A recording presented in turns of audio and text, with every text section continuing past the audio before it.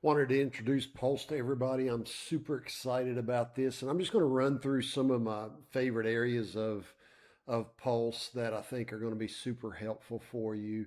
We have over here different options for different areas of the system that we can click on. Just a general overview where you can click on a job and see some highlights of it here. Let me go to estimating.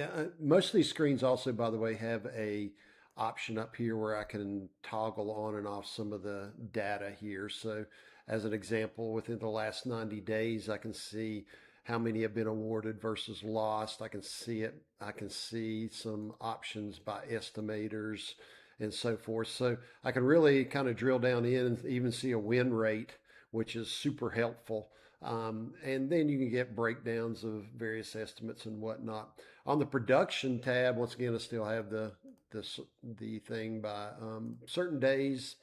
But what I really like down here in production is if I go to a particular one, I can get a breakdown. You can see here I'm getting what tonnage is done by through cut station fab, what percent it's complete, how much is shipped and whatnot.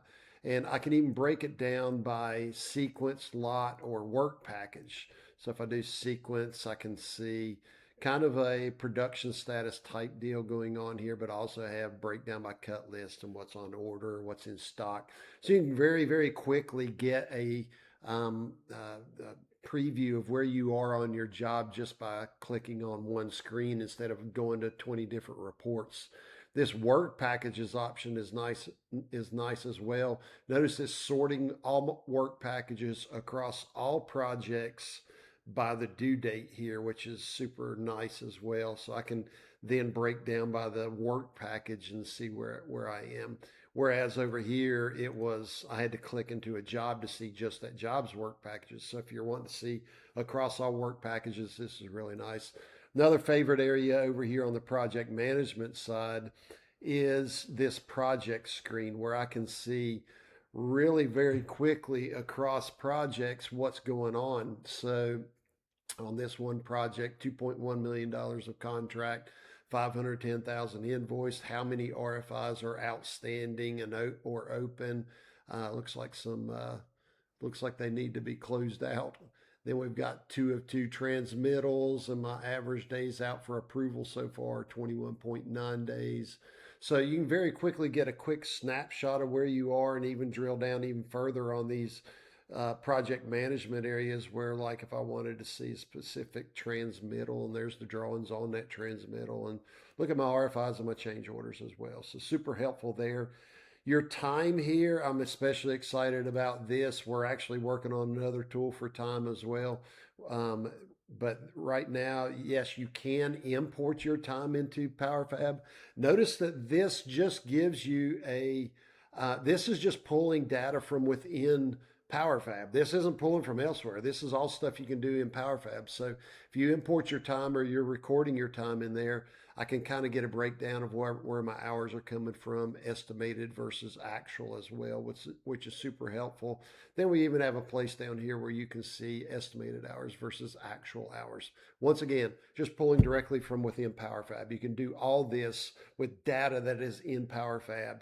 If you're not getting this data, you can start using PowerFab more fully in order to do this type thing.